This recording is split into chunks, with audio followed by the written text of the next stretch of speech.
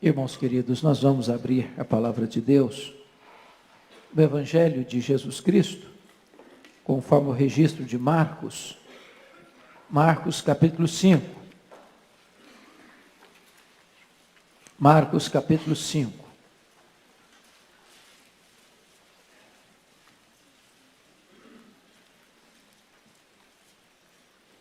Nós vamos fazer a leitura dos versos 1 ao verso 20.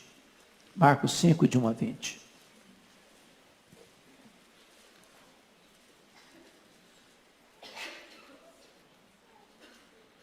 Está escrito: entre mentes, chegaram a outra margem do mar, a terra dos Gerazenos. Ao desembarcar, logo veio dos sepulcros ao seu encontro um homem possesso de espírito imundo, o qual vivia nos sepulcros, e nem mesmo com cadeias alguém podia prendê-lo. Porque tendo sido muitas vezes preso com grilhões e cadeias, as cadeias foram quebradas por ele, e os grilhões despedaçados, e ninguém podia subjugá-lo. Andava sempre, de noite e de dia, clamando por entre os sepulcros e pelos montes, ferindo-se com pedras. Quando de longe viu Jesus, correu e o adorou, exclamando em alta voz: que tenho eu contigo, Jesus, Filho do Deus Altíssimo? Conjuro-te por Deus, que não me atormentes. Porque Jesus lhe dissera: espírito imundo, sai desse homem. E perguntou-lhe: qual é o teu nome? Respondeu ele: Legião é o meu nome, porque somos muitos. E rogou-lhe encarecidamente que os não mandasse para fora do país. Ora, pastava ali pelo monte uma grande manada de porcos. E os espíritos imundos rogaram a Jesus, dizendo: manda-nos para os porcos, para que entremos neles. Jesus o permitiu. Então, saindo os espíritos imundos, entraram nos porcos. E a manada, que era cerca de 2.000, precipitou-se de despenhadeiro abaixo para dentro do mar, onde se afogaram. Os porqueiros fugiram e o anunciaram na cidade pelos campos. Então saiu o povo para ver o que sucedera. Indo ter com Jesus, viram o endemoniado, o que tivera a legião, assentado, vestido, em perfeito juízo, e temeram.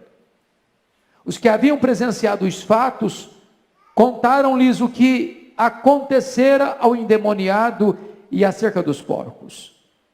E entraram a rogar-lhe que se retirasse da terra deles. Ao entrar Jesus no barco, suplicava-lhe o que fora endemoniado, que o deixasse estar com ele.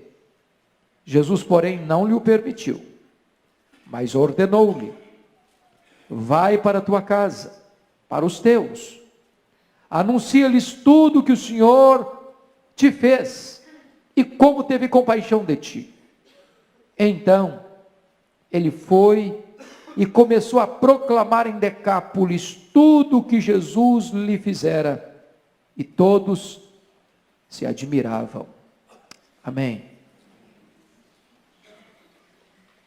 Irmãos queridos, o mundo tem hoje mais de 7 bilhões de pessoas. Mais de 7 bilhões de pessoas.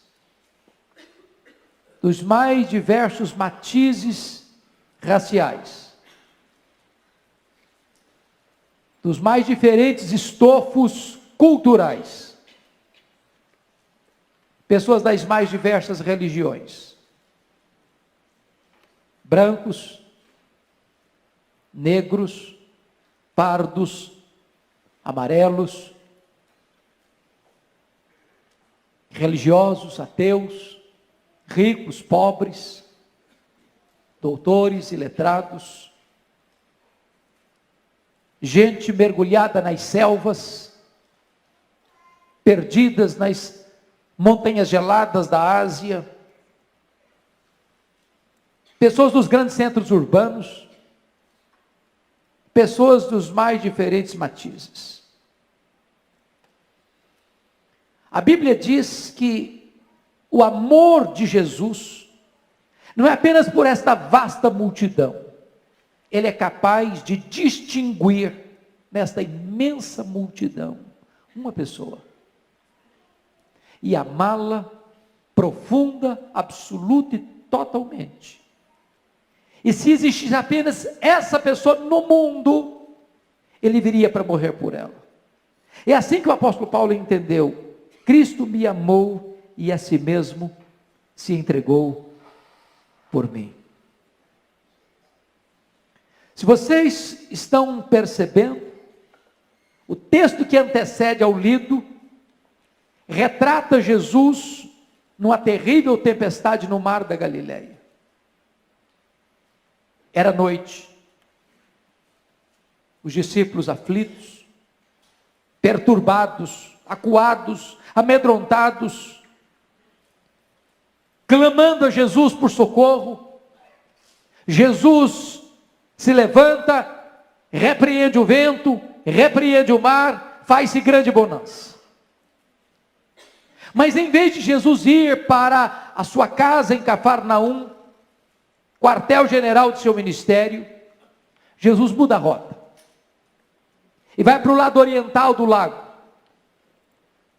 para as montanhas de Golã, para a região dos gentios, para a região de Decápolis, para a cidade de Gadara. E ali, ao desembarcar, no sopé de um grande despenhadeiro, onde estava situado, onde tinha um cemitério, e naquela noite trevosa, Jesus chega ali, por causa de um homem, enjeitado da família, um homem rejeitado pela sociedade, um homem que não tinha nome, não tinha dignidade, não tinha mais valor para a sociedade, um homem arruinado pelo pecado, um homem sucateado pelo diabo, um homem que estava prisioneiro das forças espirituais malignas. E apesar desse homem ter sido enjeitado pela sociedade, enjeitado pela sua família, Jesus faz uma viagem, depois de uma terrível tempestade, de noite, para um território gentílico, simplesmente por causa deste homem. Jesus Cristo não tem preferência, rico ou pobre, branco ou negro, doutor ou iletrado. Ele ama o homem, com todas as suas mazelas, com todas as suas ruínas. Ele vem ao encontro deles, para libertá-los, para transformá-los, para salvá-los. Se você perceber, o diabo destruiu a vida desse homem, tirou dele tudo que ele tinha: a saúde, o equilíbrio mental, a família, a paz, a dignidade. Esse homem não tem mais nada, está à deriva, sem casa, sem roupa, sem paz, sem sossego, está nu, entre os sepulcros, entre os mortos, ferindo-se com pedras, perturbado, cheio de fúria, de ira. É uma ameaça para a sociedade, é uma ameaça para a família, é um pária humano, é um aborto vivo.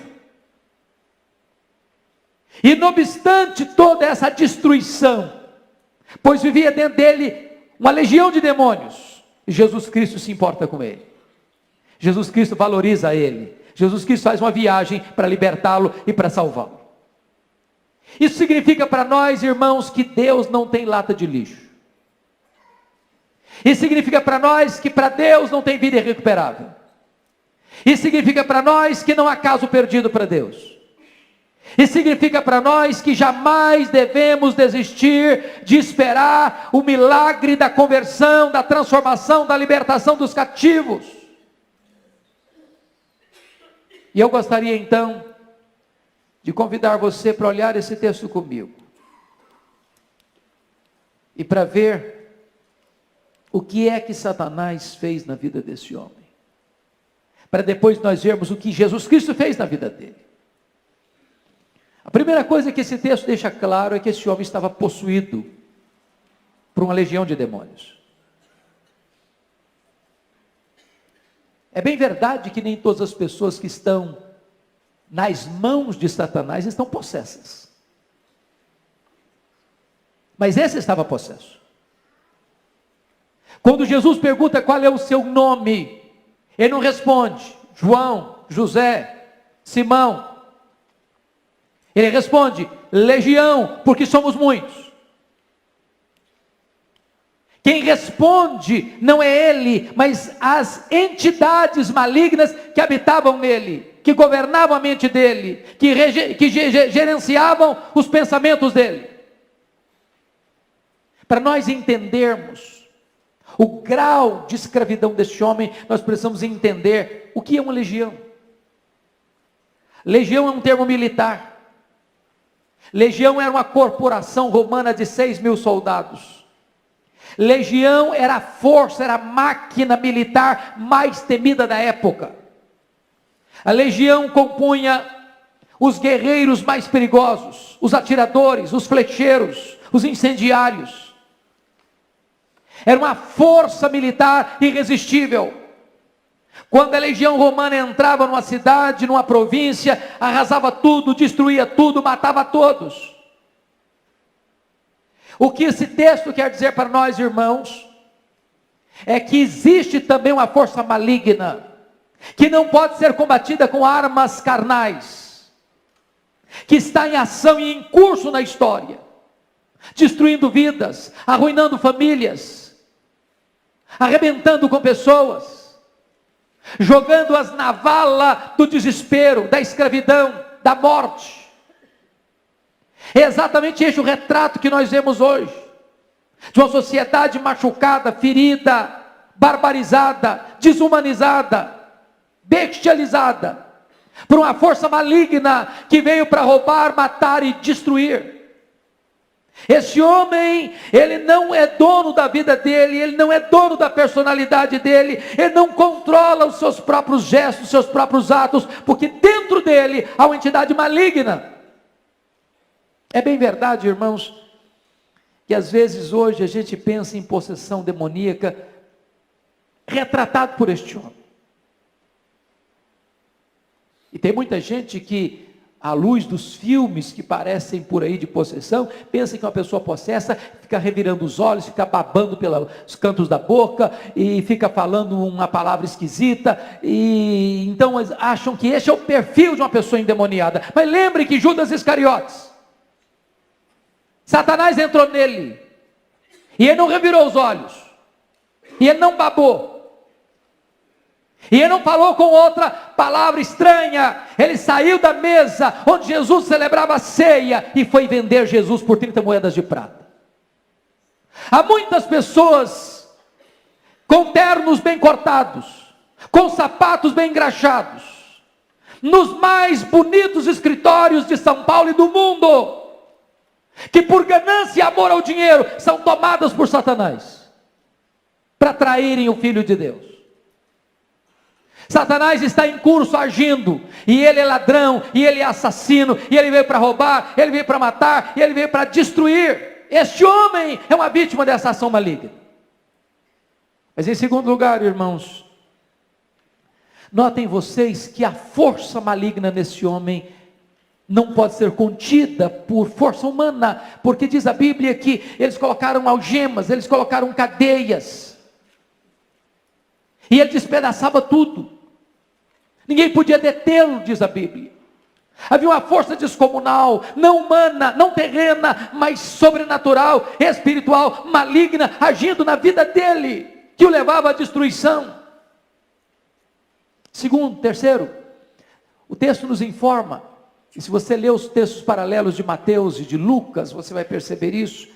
O espírito maligno que estava neste homem levava-o a um sentimento de raiva, de fúria, de violência. Vocês não percebem que O que está acontecendo no mundo hoje parece que transborda fúria. Eu não sei se vocês se chocam com isso, ou se vocês olham nessa perspectiva, mas veja hoje os filmes de Hollywood. Irmãos, é um grau de violência fora do normal. É uma coisa que não bate com a realidade da vida. Por mais barbarizada que esteja a sociedade, por mais sanguinária que seja a sociedade, os filmes exploram um nível tão elevado de sangue, de violência, de barbaridade, que parece-nos que por trás existe uma mente maligna, perversa, extremamente raivosa, para destruir a sociedade, para destruir a família, para destruir o ser humano. Quarto lugar, você vai notar que esse homem está tomado por um senso de autodestruição. Diz a Bíblia que ele se feria com pedras. Ô, gente, a principal coisa que nós temos como ser humano é o sentimento natural da autopreservação. Se alguém atira uma pedra em você, o natural é você tirar o corpo fora. Se alguém ameaçar você, o natural é você se defender. Esse homem perdeu o amor próprio, esse homem se entrega à autodestruição, e é assim que Satanás faz hoje, destrói as pessoas, elas perdem o amor próprio, elas perdem o sentido e o amor à vida, nas drogas, na promiscuidade, na mentira, na ganância, na soberba. Quinto lugar, esse homem está marcado pela impureza. Se vocês perceberem, ele está num território gentílico. Se vocês perceberem, ele está entre os sepulcros, lugar impuro. Se vocês perceberem, ele está tomado por espíritos imundos, impuros.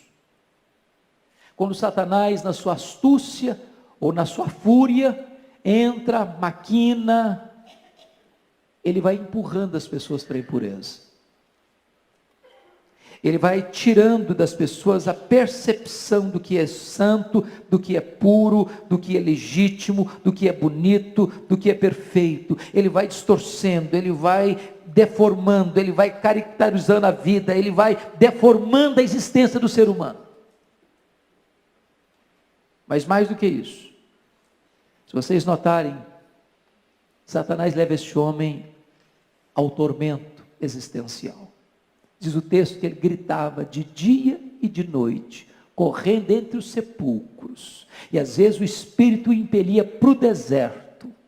Não tem paz, não tem sossego, não tem equilíbrio, não tem descanso. Este é o retrato do que Satanás pode fazer com o ser humano. Leva a pessoa ao fundo do poço, transforma a pessoa num capacho, destrói sua vida, destrói sua dignidade, destrói sua paz, destrói sua harmonia, destrói seu casamento, destrói seu nome, destrói sua honra, destrói sua família, destrói seu corpo, destrói sua alma. Este homem está sendo este retrato. Mas você pergunta, diante de uma cena dessa, o que a sociedade fez por esse homem? Duas coisas. Primeiro, desistiu dele. Desistiu dele. Irmãos queridos, é importante entender isso. As instituições humanas, as instituições governamentais podem ajudar e ajudam.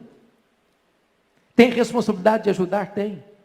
Mas há determinados momentos em que ela não pode mais ajudar. Porque agora é uma assistência espiritual que forças humanas terrenas não podem agir eficazmente.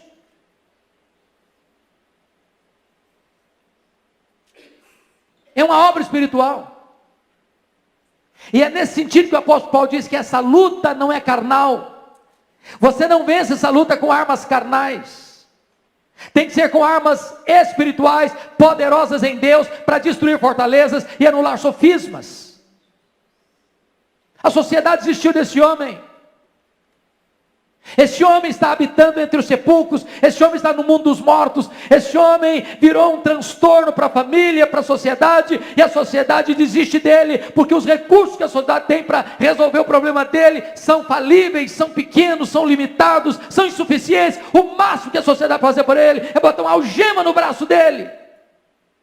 nem essa algema pode contê-lo. Portanto, queridos irmãos, somente Jesus Cristo, Filho de Deus, pode trazer esperança para os escravizados pelo pecado, para os atormentados por Satanás, por aqueles que foram marcados, machucados, feridos, arruinados, sucateados por forças demoníacas. Talvez você pense assim: bom, mas será que então só aqueles que estão arruinados na sarjeta?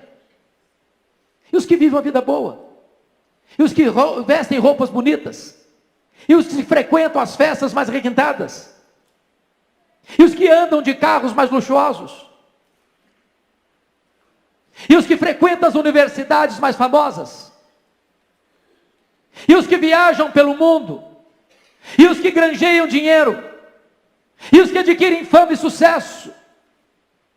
Satanás anda longe dessas pessoas? Ou elas também estão sendo alvos desse ataque terrível, sutil, perigoso? Porque às vezes, irmãos, a gente pensa que Satanás só age dentro desse território terrível, assombroso. Mas eu lhes direi que o humanismo antropocêntrico, idolátrico, materialista, consumista, ateísta, é uma forma muito mais sutil, muito mais perigosa, que arranca tanta gente para levar para a escravidão, para a morte, para o inferno. Foi por isso que Jesus Cristo disse para Pedro, quando Pedro queria desviá-lo da cruz: arreda Satanás. O que Jesus Cristo fez por esse homem? A primeira coisa que eu encontro nesse texto, irmãos, é que Jesus libertou esse homem. É que Jesus quebrou as correntes. É que Jesus rompeu os grilhões. É que Jesus abriu os portões de ferro.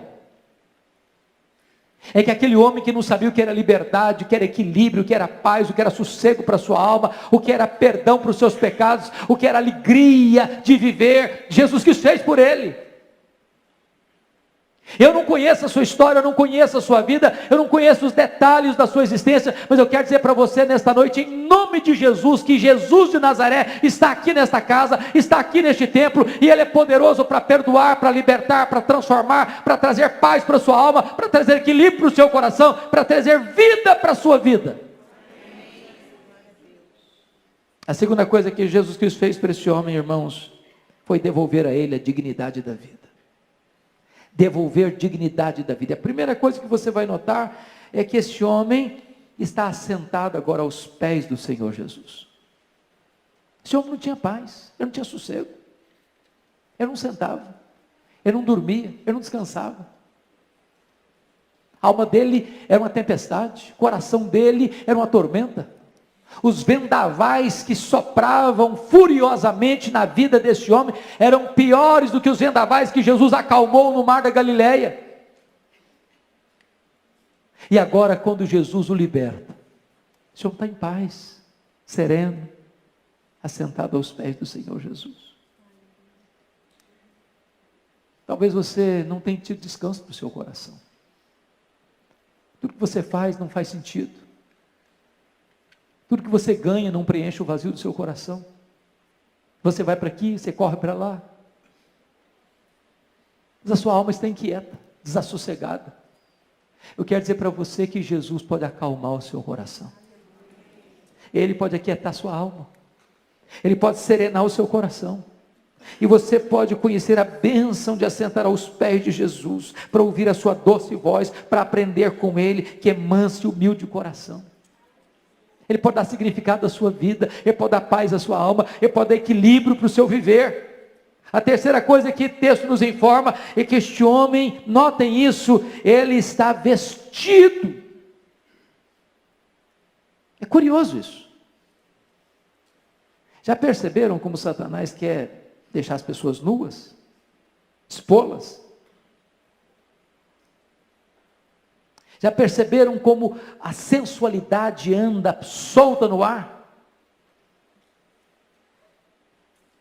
Já perceberam como esse sentimento de atrair as pessoas pela sensualidade é tão forte na nossa cultura?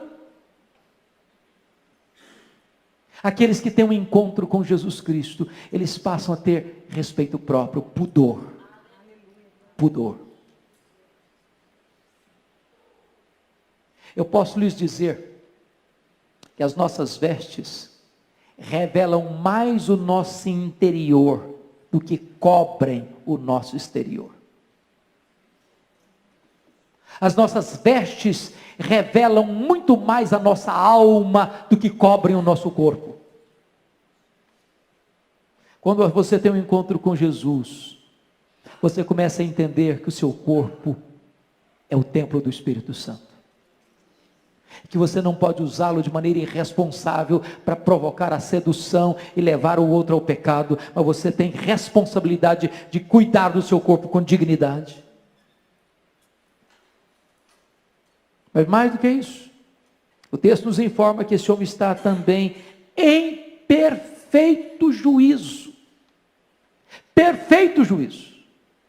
Os estragos que Satanás fez na mente desse homem foram revertidos.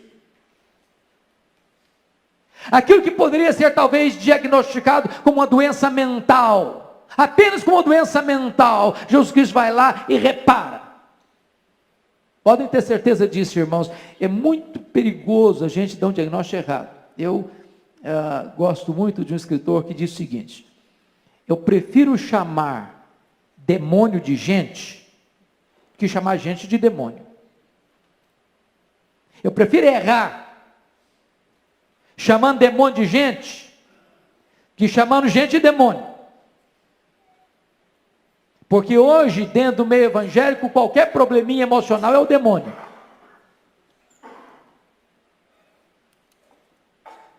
Eu nunca me esqueço, um dia em Vitória, eu estava numa reunião de oração, e chega um rapaz, com aspecto perturbado, e as pessoas que estavam na reunião de oração ficaram um pouco cismadas de orar com ele, e então eu fui, por livre e espontânea pressão, escalado para orar com ele. E obviamente eu orei de olho aberto. É claro. Se você um dia tiver que lidar com esse tipo de situação, ore de olho aberto. Mas comecei a perceber que aquele moço, enquanto orava, ele repetia como um mantra uma frase: sai, sai, sai, sai. Dando a impressão que ele estava expulsando alguma entidade maligna dele mesmo. Percebi imediatamente que aquele moço não tinha nada de demônio. Ele era um menino que tinha um problema mental grave, sério, precisava de tratamento. Quando fui examiná-lo, conversar com ele em detalhes, percebi que ele frequentava algumas igrejas neopentecostais, e lá, ao chegar, as pessoas queriam expulsar os demônios dele. Sai, sai, sai. E essa frase ficou gravada na mente dele. Ele continuou dizendo: sai, sai, sai. Fez um tratamento adequado, ficou curado. Graças a Deus, tem uma vida equilibrada. Mas existe o reverso. Muitas vezes se trata como doença mental aquilo que é demônio.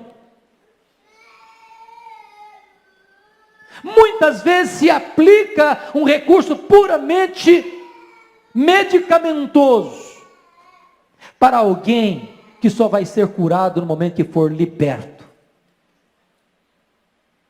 Este é o caso. Esse homem não tinha paz na sua mente. Ele vivia de noite e de dia gritando entre os sepulcros, furioso, nu, se ferindo com pedras.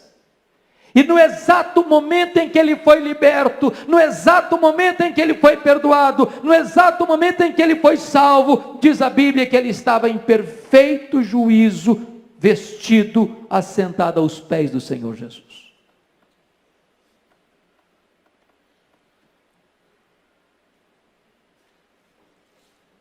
O que Jesus Cristo fez por esse homem?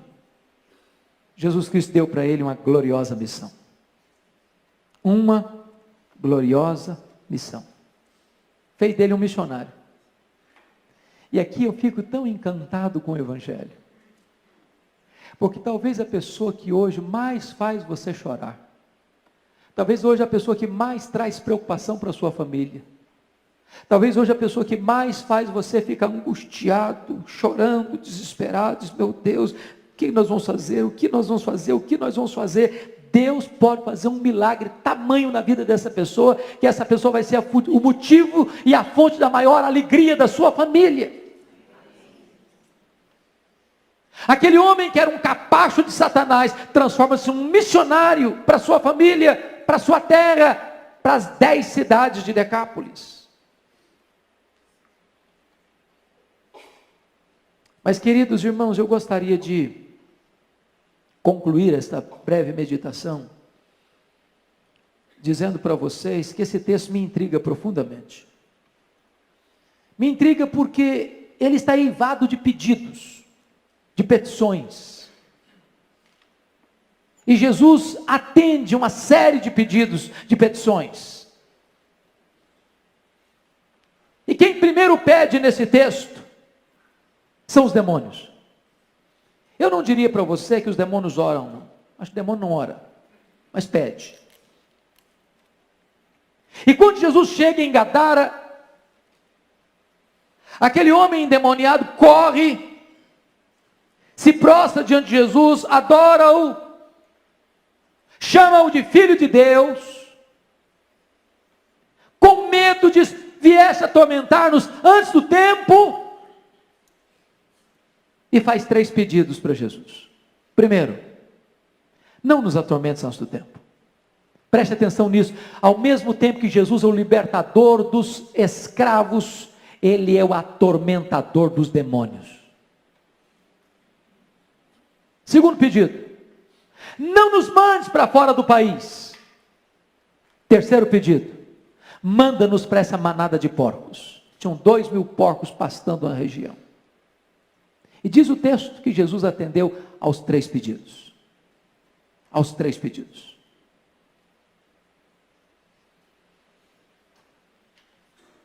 Talvez você pergunte, mas por que Jesus atendeu os 3 pedidos? Dos demônios? Primeiro, irmãos, Jesus atendeu esse pedido para mostrar para todo mundo, para você e para mim ainda hoje, que os demônios não são um mito, não são uma lenda. Que nós não estamos aqui contando histórias aterrorizantes para assustar os incautos. Que os demônios existem, que o diabo existe, que é uma corja perigosa,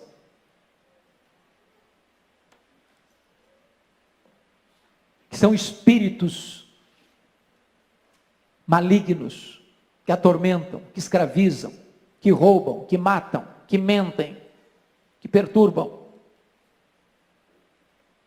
Que a nossa luta não é contra sangue e carne, mas contra esses principados e potestades, contra esses dominadores deste mundo tenebroso, contra essas forças espirituais do mal nas regiões celestes. Nós precisamos entender isso. Segundo, Jesus permitiu, para desmascarar de uma vez por todas os valores distorcidos e invertidos de uma sociedade materialista que dá mais valor a porcos do que a gente. Porque diz o texto que os gadarenos vieram e expulsaram Jesus da terra deles, porque amavam mais os porcos do que gente. Aliás, os gadarenos não se importaram com aquele homem enquanto escravo de Satanás, e eles não importaram-se com aquele homem depois de curado e liberto por Jesus. Expulsaram Jesus da terra deles. Terceiro, Jesus permitiu, para ficar claro, evidente para todos, que quem tem poder e quem tem autoridade é Ele, Jesus Cristo. Os demônios ficam se Ele permitir, os demônios saem se Ele mandar. É importante entender isso, queridos irmãos. Nós estamos diante daquele que veio para desfazer as obras do diabo. Nós estamos diante daquele que já foi lá e amarrou o valente, e arrancou a armadura do valente, e saqueou a casa do valente. Você e eu, estando aqui nesta noite, somos prova disso, porque todos nós, outrora, estávamos na potestade de Satanás, no império das trevas, na casa do valente, e houve um dia em que Jesus Cristo foi lá e nos arrancou com uma mão forte e poderosa. E hoje você e eu somos agentes desta gloriosa mensagem, a mensagem do Evangelho, a mensagem que liberta o cativo, a mensagem que perdoa o pecador, a mensagem que salva e que transforma vidas. É curioso que Jesus atende os 3 pedidos dos demônios, para deixar isso claro. Mas em segundo lugar, Jesus atende o pedido dos gadarenos. E o versículo 17 diz que entraram a rogar-lhe que se retirasse da terra deles. E Jesus não discute. E Jesus não protela. E Jesus não argumenta. Jesus entra no barco e vai embora. Não tem nada mais perigoso para a sua vida do que dispensar Jesus. De Jesus eu não quero agora. Eu não quero. É um grande risco. É um grande perigo. Mas o que me choca e que me deixa perplexo nesse texto, e eu termino aqui, é que também esse homem agora, depois de curado, liberto, sentado aos pés de Jesus, em perfeito juízo, vestido, perdoado, salvo, também faz um pedido para Jesus. Versículo 18, ao entrar Jesus no barco, suplicava-lhe o que for endemoniado que o deixasse estar com ele. E Jesus que acabara de atender os 3 pedidos dos demônios, e Jesus que acabara de atender o pedido dos gadarenos, não atende o pedido desse homem. Não atende. Mas responde para ele no verso 19, confira aí, Jesus porém não lhe o permitiu, mas ordenou-lhe, vai para a tua casa, para os teus. Anuncia-lhes tudo o que o Senhor te fez e como teve compaixão de ti. O que significa isso para você e para mim? Significa que o primeiro território da nossa ação missionária precisa ser a nossa própria casa. O primeiro ambiente onde nós devemos dar testemunho do que Deus fez por nós é a nossa própria família. Lá naquele território onde nós somos um problema, agora nós podemos ser a solução de Deus. Lá onde nós provocamos lágrimas, nós vamos ser motivo de alegria. Lá onde nós somos agente de morte, agora nós vamos ser embaixadores da vida. Lá onde nós espalhávamos terror e medo, agora nós vamos espalhar esperança. Agora notem que Jesus não ordenou aquele homem a ir contar como o diabo é terrível, como o diabo fez tantas coisas terríveis. A ênfase é: vai e anuncia tudo que o Senhor fez e como teve compaixão de ti. Não há testemunho mais poderoso do que esse. Jesus fez uma obra na minha vida. Eu era cego e agora eu vejo. Eu era cativo e agora sou livre. Eu vivia arruinado e agora Jesus me restaurou. Eu vivia sem esperança no mundo e agora eu tenho uma viva esperança. Eu não tinha luz, andava nas trevas, agora eu sou filho da luz, agora eu ando na luz. Eu não tinha prazer para viver, eu vivia me auto-tormentando, me auto-afligindo, e agora eu tenho prazer de viver e de celebrar a vida. Conta como Jesus teve compaixão de ti. E o verso 20 nos informa que então ele foi e começou a proclamar em Decápolis. Decápolis são 10 cidades. E ele começou a proclamar em Decápolis tudo o que Jesus lhe fizera. Ele não apenas começou a contar, ele contou tudo. Ele registrou tudo. Ele não deixou nada por dizer. E o resultado está aí, e todos se admiravam. É maravilhoso isso. Jesus vai embora de Gadara, mas antes de sair de Gadara, Jesus manda um missionário para Gadara. Jesus foi expulso daquela terra, mas antes de ser arrancado de lá, ele envia alguém para contar para eles como Deus é maravilhoso. Queridos irmãos, a Igreja Presbiteriana de Pinheiros tem tido diante de Deus o cuidado, o peso, a preocupação, o desejo, o projeto, o anseio de alcançar essa cidade. De alcançar essa cidade. Ricos e pobres. Gente da Cracolândia e gente de cobertura, de apartamento de cobertura. Gente que não sabe assinar o nome, e gente que faz pós-doutorado.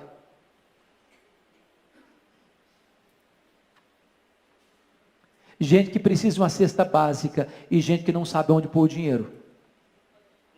Nós precisamos alcançar todas essas pessoas. Elas estão perdidas, com dinheiro ou sem dinheiro, com diplomas universitários ou sem diplomas universitários. Não importa a roupa que elas vestem, o carro que elas andam, o apartamento e a casa que elas moram, não importa a condição social que elas têm, se elas não estão em Cristo, elas estão perdidas, elas estão arruinadas, elas estão sem esperança, e nós precisamos entender isso. E que a mesma pressa, que a mesma compaixão de Jesus, que diante de uma noite trevosa de tempestade, depois de um dia exaustivo de ensino, ele faz uma jornada solitária para um lugar solitário, num cemitério, porque um homem arruinado estava lá, precisando de graça, de libertação, de salvação, de perdão, de nova vida, e agora esse homem é um novo homem, e esse homem agora é um missionário, uma bênção para suas cidades, uma bênção para sua família.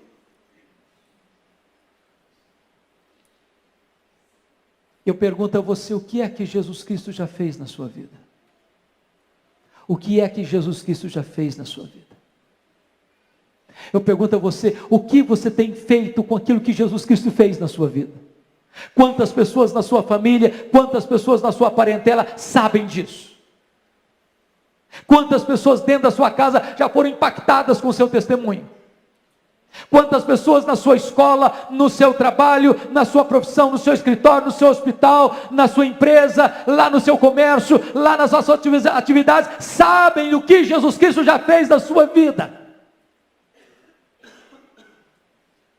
Você não foi salvo apenas para imediatamente ir para o céu, porque se você fosse salvo só com essa penalidade, Jesus Cristo já teria levado você para lá. Se você está aqui, é porque Deus tem um plano a fazer através de você.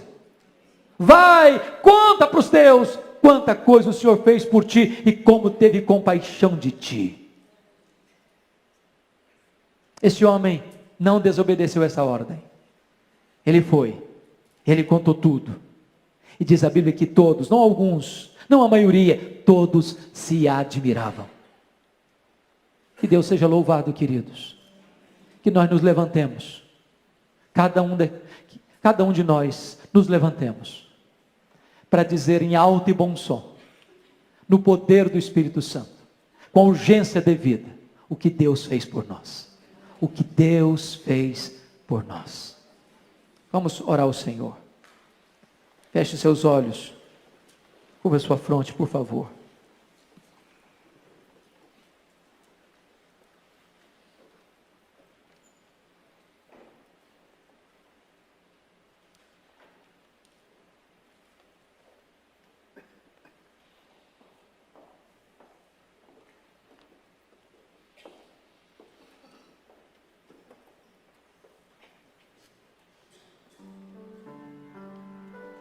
Eu sei que muitos aqui, por uma questão de personalidade ou de temperamento, têm suas limitações de falar abertamente. Talvez aqui muitos tenham ainda limitação de conhecimento. Mas nenhum de nós está dispensado de testemunhar o que Deus fez por nós. Se não soubermos falar nada, talvez possamos dizer: eu só sei de uma coisa, é que eu era cego e agora eu vejo. Eu estava perdido e agora fui encontrado. A minha vida não fazia sentido e agora faz sentido. Havia um vazio na minha alma e agora eu estou cheio do Espírito Santo. Havia uma tristeza nos meus olhos e agora a alegria do Senhor é a minha força. Eu não tinha esperança e agora eu tenho uma viva esperança. Eu tinha medo de morrer, agora eu sei que para mim o morrer é lucro. Vai para os teus, vai para a tua família, vai para a tua parentela, vai para a tua cidade, vai para a tua empresa, vai para o teu escritório, vai para a tua universidade, vai para o teu hospital, vai para a rua, conta para as pessoas tudo quanto Deus fez por você, como Jesus teve compaixão de você. Não se omita, não se acovarde, não feche sua boca, não enrole, ensarilhe as armas, não chegue diante de Jesus de mãos vazias. Ele nos salvou, Ele nos libertou, e agora Ele nos envia, Ele nos comissiona, e todos nós que ouvimos o seu chamado para a salvação, devemos receber agora e ouvir a sua convocação para a missão. Ó Deus, abençoa o teu povo, abençoa a tua igreja. Se houver alguém aqui nesta noite, Deus, que ainda precisa ser liberto, precisa ser transformado pelo poder do Evangelho, está vivendo sem paz, arruinado, perdido, confuso, alcance esse coração nesta noite, que haja salvação nesta casa nesta noite. Se há alguém aqui, meu Deus, que já foi salvo, mas ainda não é uma testemunha viva, corajosa, cheia do Espírito Santo, Senhor, reveste esta pessoa agora com o poder do alto.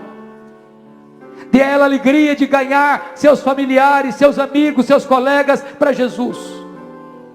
Dê-lhes a experiência de falar a tempo e a fora de tempo deste nome que é sobre todo nome, o nome que está acima dos demônios, o nome que venceu o pecado, o nome que venceu a morte, o nome que traz esperança para o homem, o nome de Jesus. Levanta a tua igreja, Senhor.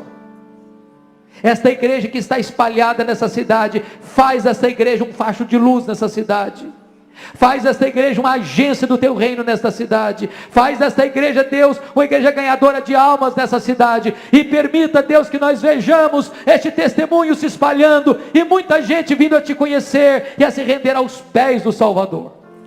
Glória ao teu nome, porque Jesus Cristo entrou na nossa história. Glória ao teu nome, porque hoje temos uma viva esperança. Bendito é o teu nome, Senhor, em nome de Jesus, amém.